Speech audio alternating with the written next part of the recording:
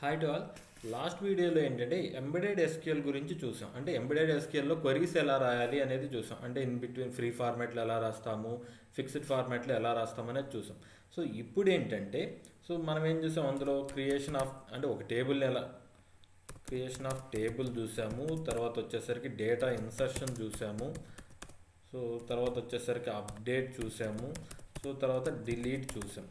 So ఈ options ఎలా work అవుతాయో చూసాం. ఈరోజు ఏంటంటే ఒక టేబుల్లో ఉన్న డేటా అంటే రిట్రీవింగ్ చూద్దాం. టేబుల్ డేటాని రిట్రీవ్, ఓకేనా. సో రిట్రీవ్ ఎలా చేయాలో చూద్దాం. సో ఫస్ట్ ఆఫ్ ఆల్ ఒక టేబుల్లో డేటా, ఫర్ ఎగ్జాంపుల్ నాకు ఏంటంటే టేబుల్లో నేము, నెంబర్ అండ్ అడ్రస్ అని 3 ఫీల్డ్స్ ఉన్నాయి, ఓకేనా. సో ఇప్పుడు ఏంటంటే మనం జనరల్గా ఎస్క్యూఎల్ క్వరీ ఏం రాస్తాం, ఒక టేబుల్లో ఉన్న డేటా కావాలంటే, కంప్లీట్ డేటా కావాలంటే మనకున్న క్వరీ ఏంటి, సెలెక్ట్ స్టార్ ఫ్రమ్ సింపుల్గా file name.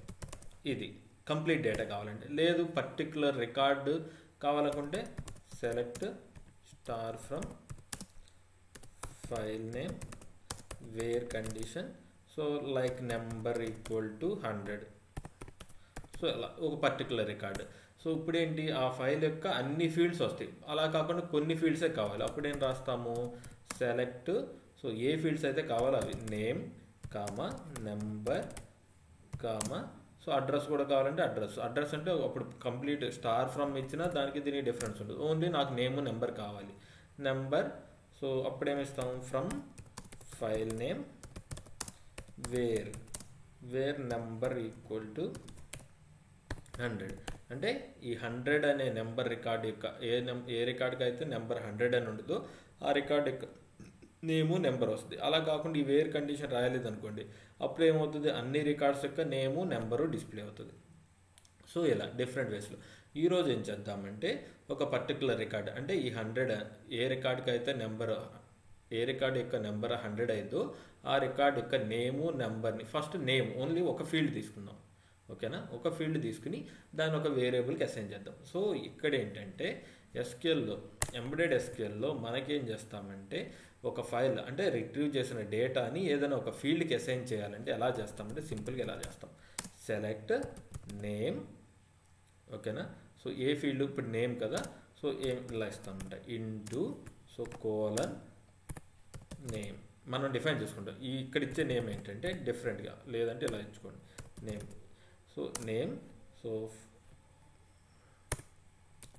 From file name where condition కావాలనుకుంటే where number equal to 100. So సింపుల్గా ఇలా ఇస్తాం అనమాట.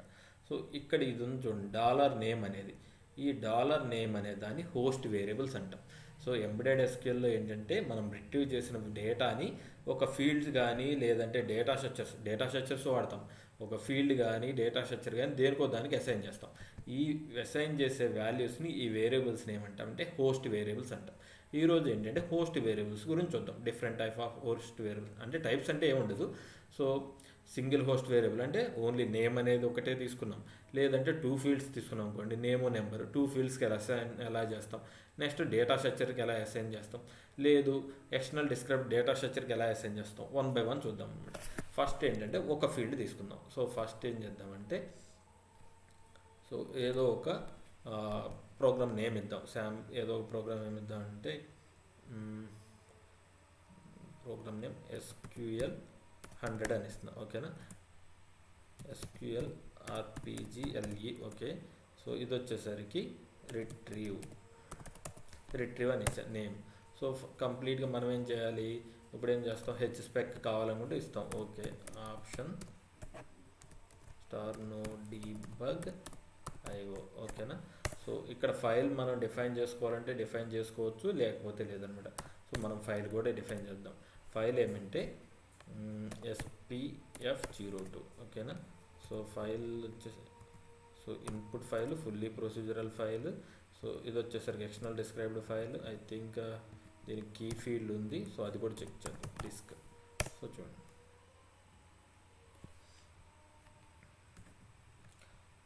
లేదంటే SPF0 అని తీసుకోండి. 02 ఎందుకు, Shift F3 SPF01.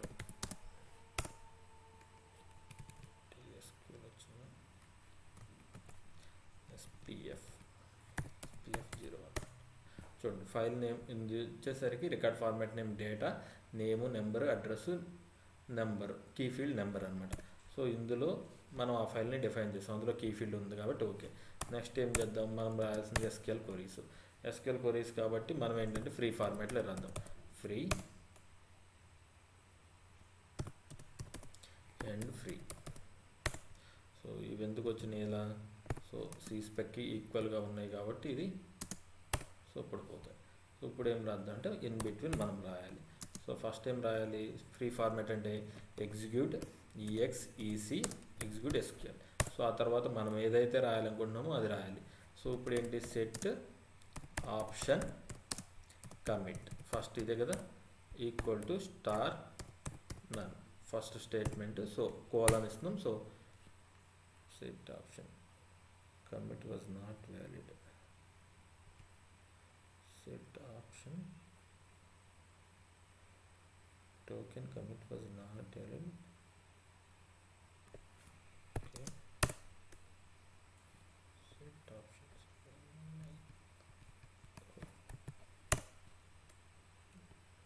Okay. Spelling mistake adi. So first రాసాం. Next EXEC execute SQL. So ఇప్పుడు ఏం రాద్దాము, మనం ఏదైతే డేటా అనేది రిట్రీవ్ చేయాలనుకున్నాం అది. So select okay name from okay name. ఇప్పుడు ఏంటి అసైన్ చేయాలి ఇంటూ. సో ఇప్పుడు హోస్ట్ వేరియబుల్ ఇంటూ ఏమి ఇద్దామంటే హోస్ట్ వేరియబుల్ $నేమ్ అని ఇద్దాం. సో ఈ $నేమ్ అనేది మనం డిఫైన్ చేయాలి. సో ఇప్పుడు ఏంటి ఫ్రమ్ ఫైల్ నేమ్ ఏంటి మనం ఏం డిఫైన్ చేసాం, SPF01 అదే కదా ఫైల్ నేమ్ మనం డిఫైన్ చేసింది. So where number equal to 100 ఓకేనా. సో ఇప్పుడు మనం అనుకున్నది ఇది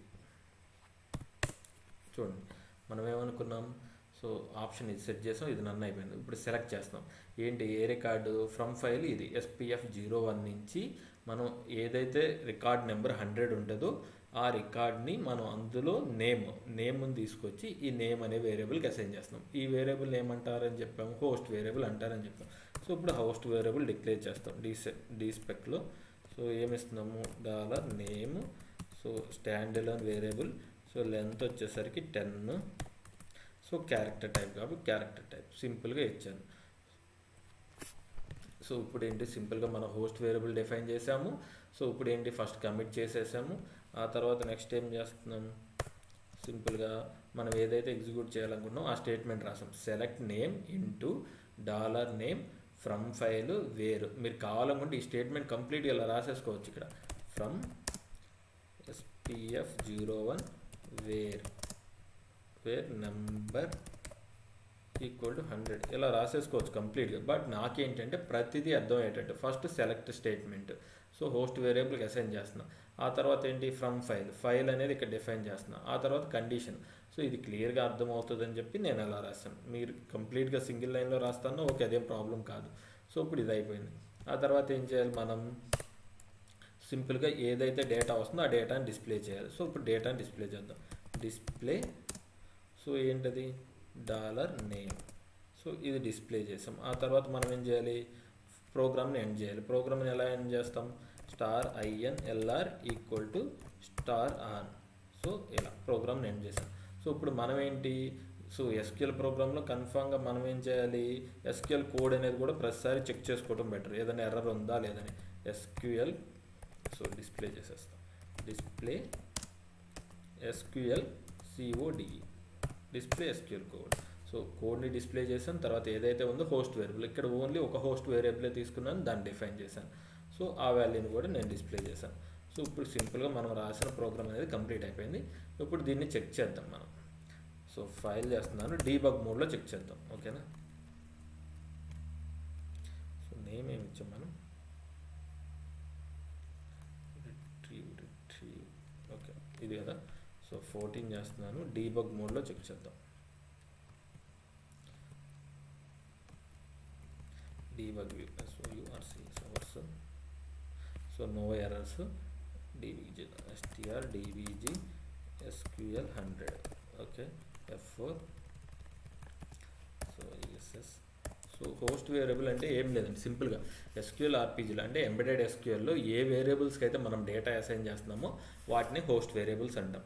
సో ఈ హోస్ట్ వేరియబుల్స్ అయిపోతే నెక్స్ట్ మనకి అంటే ఎస్క్యూఎల్ఆర్పి ఎంబెడెడ్ ఎస్క్యూఎల్లో మెయిన్ కాన్సెప్ట్ కంప్లీట్ అవుతుంది. ఆ తర్వాత ఇంపార్టెంట్ అనమాట మేజర్ కాన్సెప్ట్ స్టార్ట్ అవుతుంది. మేజర్ కాన్సెప్టే కర్సర్స్ అంటాము. సో ఆ కర్సర్స్ గురించి నెక్స్ట్ చూద్దాం. సో ఇప్పుడు ఏంటంటే ఇవి బేసిక్స్ అన్నట్టు, మేజర్ బేసిక్స్ ఇవన్నీ. ఓకేనా. సో ఇప్పుడు చూడండి, ఫస్ట్ ఏంటి, స్టార్టింగ్లో ఉన్న నో డిబగ్, తర్వాత ఏమైంది, సింపుల్గా ఫస్ట్ స్టేట్మెంట్ ఏది, ఈ కమిట్. సో ఇది అయిపోతుంది, ఇది కంప్లీట్ అయింది. ఇప్పుడు సెకండ్ స్టేట్మెంట్కి వస్తుంది, ఏంటి, ఇది తీసుకోవాలి.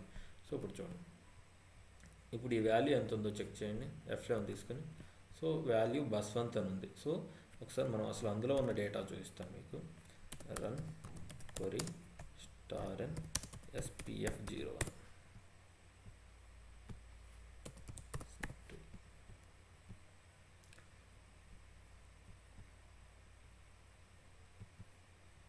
సో 100కి ఏముంది, బస్వంత్ ఉంది. ఓకే, నెంబర్ కరెక్ట్గానే వస్తుంది. సో ఇప్పుడు నేమ్ కరెక్ట్గానే వచ్చింది. సో ఫస్ట్ ఎస్క్యూఎల్ కోడ్ కూడా చూడాలి కదా.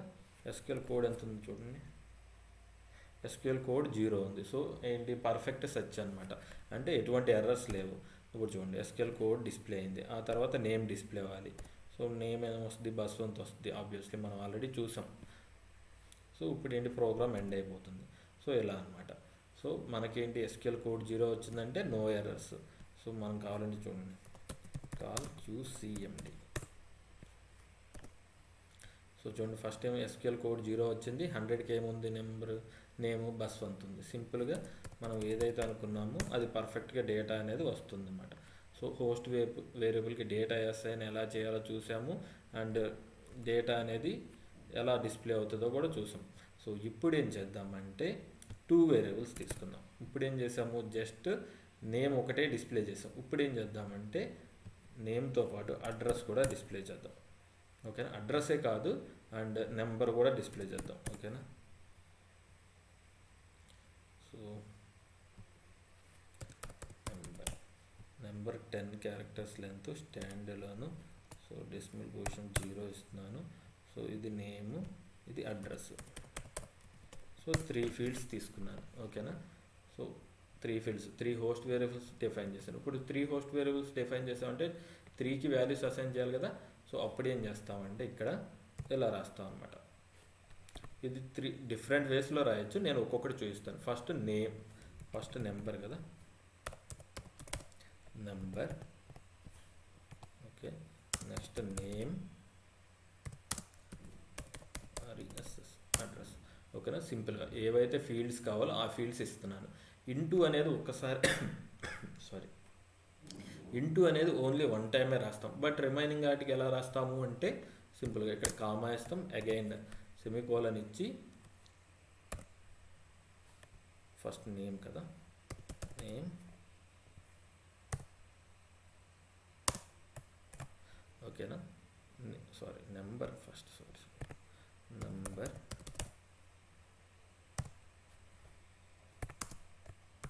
సో నెక్స్ట్ నేమ్ ఇస్తాము. ఆ తర్వాత ఏమి ఇస్తామంటే అడ్రస్. సింపుల్గా ఇలా ఇస్తాం అనమాట. సో ఫస్ట్ నెంబర్ ఏదైతే ఉందో నెంబర్ అసైన్ అవుతుంది. తర్వాత నేమ్ ఏదైతే ఉందో నేమ్ దీనికి అసైన్ అవుతుంది. చూడండి, మనం మిస్టేక్ చేసాం. పోస్ట్ వేరియబుల్స్ అన్నీ డాలర్స్తో ఉన్నాయి.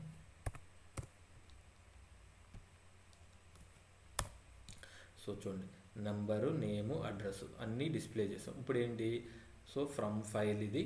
సో వేర్ కండిషన్ ఏంటి, 100 ఉన్న వాల్యూస్ అన్నీ రావాలి. సో ఇప్పుడు చూడండి, ఇది కూడా డిస్ప్లే చేద్దాం. RP02. సో ఫస్ట్ది ఏంటి, number, name, RESS. So address. So సింపుల్గా చూడండి, మనం ఏదైతే క్వరీ రాసామో ఆ క్వరీ బేస్ చేసుకుని వాల్యూస్ అసైన్ చేస్తాం. నెంబర్ ది హోస్ట్ వేరియబుల్కి, తర్వాత నేమ్, ఆ తర్వాత వచ్చేసి అడ్రస్. ఇంటూ మాత్రం ఒకసారి రాస్తాం, బట్ ఈ వాల్యూస్ ఇలా ఇస్తాం అనమాట. సో ఇప్పుడు నేను ఫైల్ చేస్తున్నాను. సో కంపైల్ చేస్తున్నాను, నో ఎర్రర్స్. ఇప్పుడు కాల్ చేస్తాను. కాల్ చేస్తే ఫస్ట్ ఎస్క్యూఎల్ కోడ్ 0 వచ్చింది, అంటే నో ఎర్రర్స్. సో ఇప్పుడు ఏంటి, నేమ్ మనకి ఫస్ట్ నెంబర్ 100. ఓకే, తర్వాత బస్వంత్. తర్వాత ఇప్పుడు అడ్రస్ చూద్దాం. అడ్రస్ మనకి ఏముంది ఇక్కడ చూడండి, HYD కదా. సో చూడండి, HYD వచ్చింది. సో రికార్డ్ అనేది పర్ఫెక్ట్గా ఫెచ్ అయింది. సో ఇది అన్నమాట. బట్ ఇప్పుడు చూడండి నేనేం చేశాను, 3 ఫీల్డ్స్ ఇలా డిఫైన్ చేసుకున్నాను. ఇప్పుడు ఏం చేస్తానంటే ఈ 3 ఫీల్డ్స్ ఇలా కాకుండా ఒక డేటా స్ట్రక్చర్ డిఫైన్ చేసుకుంటా. ఆ డేటా స్ట్రక్చర్కి నేను డైరెక్ట్గా వాల్యూస్ అసైన్ చేసుకుంటా. అది ఎలాగో చూద్దాం. సో ఇప్పుడు ఏంటంటే 3 ఫీల్డ్స్ తీసుకున్నాం. ఇలా కాకుండా నేనేం చేస్తున్నానంటే ఒక డేటా స్ట్రక్చర్ తీసుకుంటున్నా. సో సింపుల్గా ఏం చేస్తానంటే ఇన్సర్ట్ డిస్పెక్లో ఒక డేటా స్ట్రక్చర్ ఇస్తున్నాను, డిఎస్ అని ఇచ్చాం. ఓకేనా. So take F DS. ఓకేనా. సింపుల్గా ఒక డేటా స్ట్రక్చర్ ఇచ్చేసాను. దానిలో సబ్ ఫీల్డ్స్ ఇచ్చుకుంటప్పుడు సబ్ ఫీల్డ్స్ ఏమి ఇస్తాను, సబ్ ఫీల్డ్స్ ఎలా ఇస్తానంటే సింపుల్గా ఇంత అనమాట.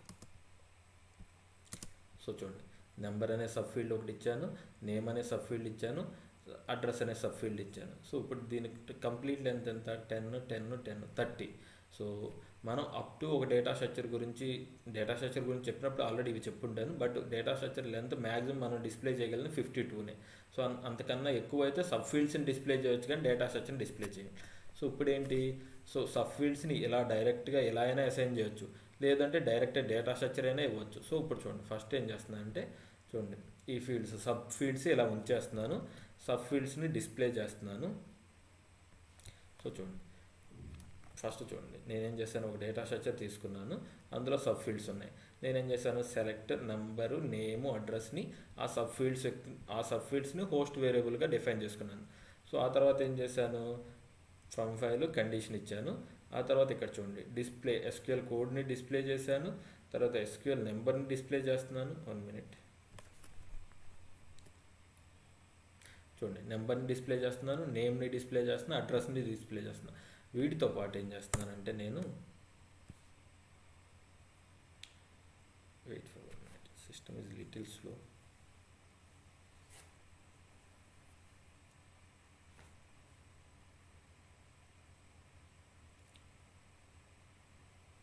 సో చూడండి ఆర్పి, సో అడ్రస్ కాకుండా ఇక్కడ ఏంటంటే డేటా స్ట్రక్చర్ ఏదైతే ఉందో దాన్ని డిస్ప్లే చేస్తున్నాను చివరికి. సో ఇండివిజువల్ సబ్ ఫీల్డ్స్ని డిస్ప్లే చేస్తున్నా, అలా కాకుండా టోటల్గా డేటా స్ట్రక్చర్ని కూడా డిస్ప్లే చేస్తాను. సో ఫైల్ చేస్తున్నాను, ఇప్పుడు 14 కంపైల్ చేశాను. సో నో ఎర్రర్స్ ఉంటాయి. సో ఇప్పుడు కాల్ చేసినప్పుడు సో ఎస్క్యూఎల్ కోడ్ 0 వచ్చింది అంటే నో ఎర్రర్స్. సో ఇప్పుడు ఏమొస్తుంది, సబ్ ఫీల్డ్ నెంబర్ 100 వచ్చింది, ఆ తర్వాత నేమ్ వస్తుంది, ఆ తర్వాత హైదరాబాద్ అని అడ్రస్ వస్తుంది. ఇప్పుడు ఏమొస్తుంది, ఫైనల్గా డేటా స్ట్రక్చర్ మొత్తం డిస్ప్లే అవుతుంది అన్నమాట. సో చూడండి ఇక్కడ వరకు నెంబరు, ఇది అడ్రస్, సారీ ఇది నేమ్, ఇది అడ్రస్, ఇలా అనమాట. సో ఇండివిజువల్ సబ్ ఫీల్డ్స్నైనా డిస్ప్లే చేయొచ్చు, అంటే ఇండివిజువల్ సబ్ ఫీల్డ్స్కైనా అసైన్ చేయొచ్చు. అలా కాకుండా డైరెక్ట్గా మనం అసైన్ ఇలా హోస్ట్ వేరియబుల్ డేటా స్ట్రక్చర్గా డిఫైన్ చేసుకున్నాం కదా, డైరెక్ట్ ఈవెన్ ఈ డేటా స్ట్రక్చర్ని డైరెక్ట్ ఇలా అయినా అసైన్ చేయొచ్చు. ఇప్పుడు చూడండి కావాలంటే సో ఫైల్ చేస్తున్నాను 14. సో ఇప్పుడు ఏంటి, కాల్ చేస్తే చూడండి ఎస్క్యూఎల్ కోడ్ 0 వచ్చింది. సో ఇప్పుడు సబ్ ఫీల్డ్స్ ఒక్కొక్కటి సబ్ ఫీల్డ్గా డిస్ప్లే అవుతాయి. 100. సో నెక్స్ట్ నేమ్ వస్తుంది, ఆ తర్వాత అడ్రస్ వస్తుంది, ఇప్పుడు కంప్లీట్ డేటా స్ట్రక్చర్ వస్తుంది. సో బట్ మనం రాసిన దానిలో ఏమనుందా, ఇంతకుముందు సబ్ ఫీల్డ్స్కి ఇండివిజువల్గా ఇచ్చాం, బట్ ఇప్పుడు ఏంటి డేటా స్ట్రక్చర్ని కంప్లీట్గా డిఫైన్ చేసి ఇలా యూజ్ చేసుకున్నాం.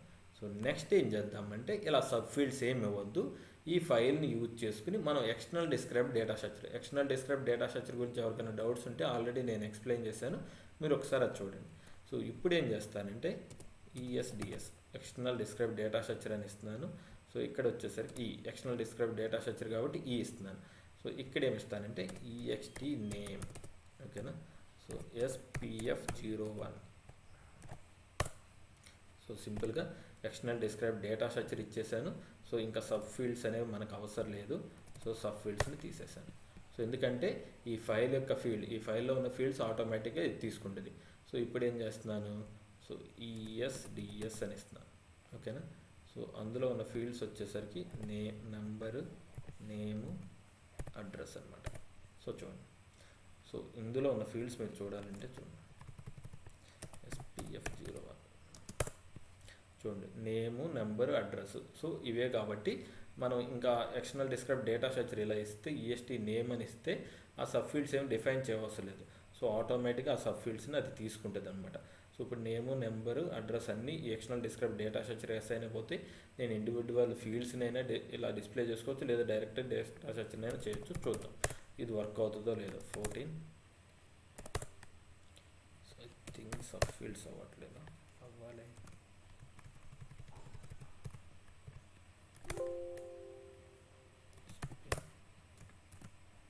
సబ్ ఫీల్డ్స్ అవుతాయి.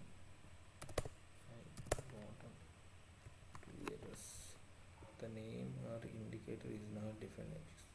Expression contain an operation that is not defined. Let me check.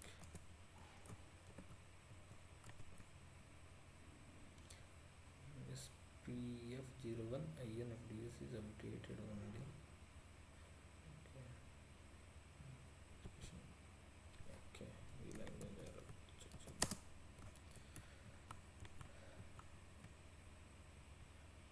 Okay, మనం డేటా స్ట్రక్చర్ నేమ్ తప్పించాం. సో అది సో డేటా స్ట్రక్చర్ నేమ్ ఏంటి? ESDS. సో అది మిస్టేక్. ఫైల్ 14. సో చూడండి నో ఎర్రర్. ఇప్పుడు కాల్ చేశాను, SQL code 420 వస్తుంది. 420 ఏంటి SQL కోడ్?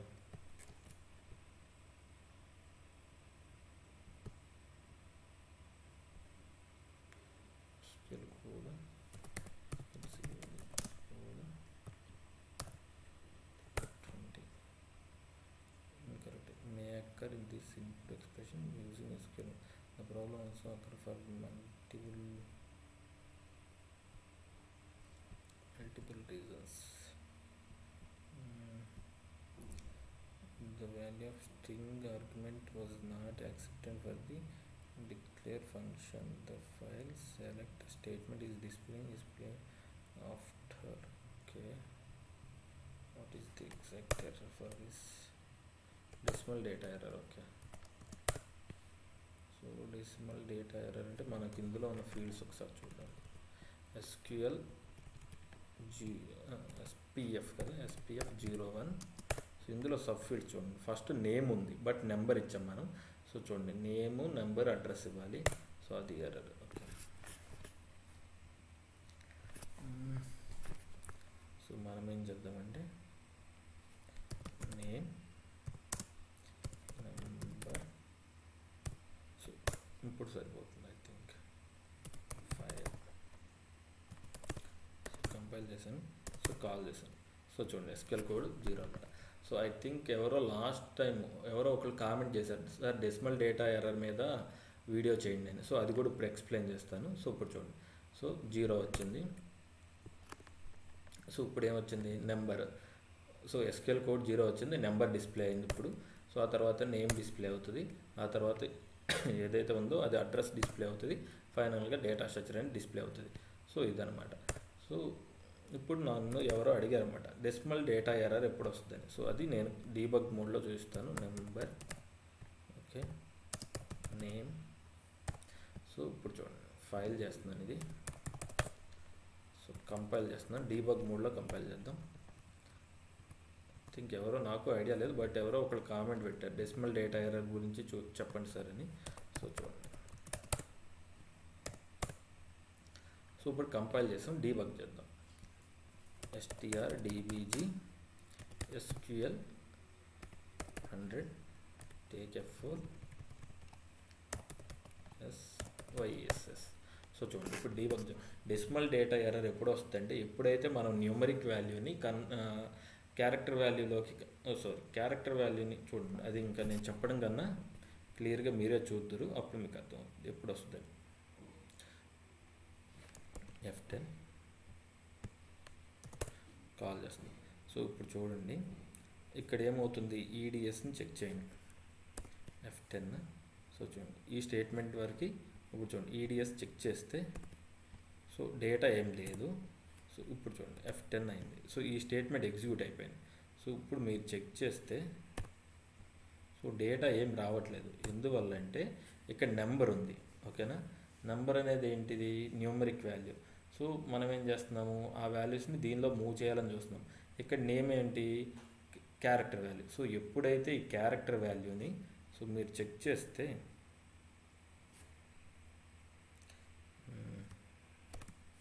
మీకు నేను ఆల్రెడీ చూపించాను.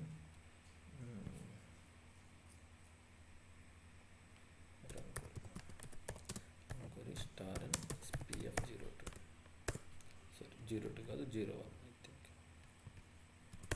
సో చూడండి, ఫస్ట్ ఫీల్డ్ ఏంటి, నేమ్. ఇవన్నీ ఏంటి, క్యారెక్టర్ వాల్యూస్. మనం ఏం చేస్తున్నాము ఇక్కడ చూడండి, నేమ్ అనే వాల్యూ సెకండ్ పొజిషన్లో ఉంది, అంటే ఈ నెంబర్ ఏమో ఫస్ట్ పొజిషన్లో ఇస్తున్నాం. ఈ క్యారెక్టర్ వాల్యూస్ని మనం ఏం చేస్తున్నాం అంటే న్యూమరిక్ వాల్యూలో స్టోర్ చేయాలని చూస్తున్నాం. ఎప్పుడైతే క్యారెక్టర్ వాల్యూని న్యూమరిక్ వాల్యూలో స్టోర్ చేయాలని చూస్తామో ఆటోమేటిక్గా మనకి డెసిమల్ డేటా ఎర్రర్ వస్తుంది అన్నమాట. దానివల్ల మనకి డెసిమల్ డేటా ఎర్రర్ అనేది వస్తుంది అన్నమాట. సో ఇప్పుడు చూడండి, కావాలంటే మీరు, నేను F10 ఇచ్చాను, ఇస్తే మనకేంటి, సో చూడండి డిస్ప్లే నెంబర్ అంటున్నాను.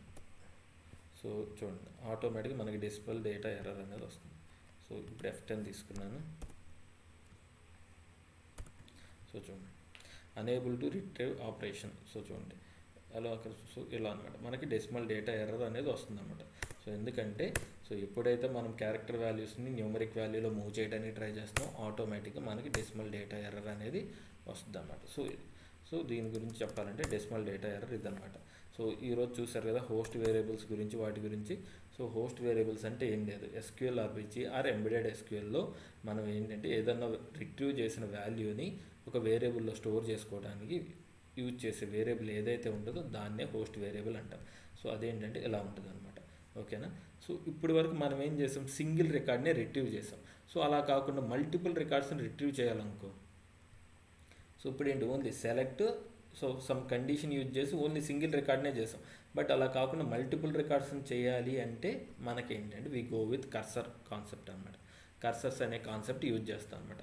ఈ కర్సర్స్ అనే కాన్సెప్ట్ ఏంటంటే మల్టిపుల్ రికార్డ్స్ని by using SQL commands use చేసి మల్టిపుల్ రికార్డ్స్ని యాక్సెస్ చేయాలంటే మనం కర్సర్స్ అనేవి యూజ్ చేస్తాం. ఈ కర్సర్స్ ఇవి ఏంటంటే నెక్స్ట్ వీడియోలో చెప్తాను. సో కర్సర్స్ అనేవి 2 టైప్స్ ఉంటాయి, వాటిని ఇన్ డీటెయిల్గా నెక్స్ట్ వీడియోలో చెప్తాను. ఓకేనా, థ్యాంక్ యూ.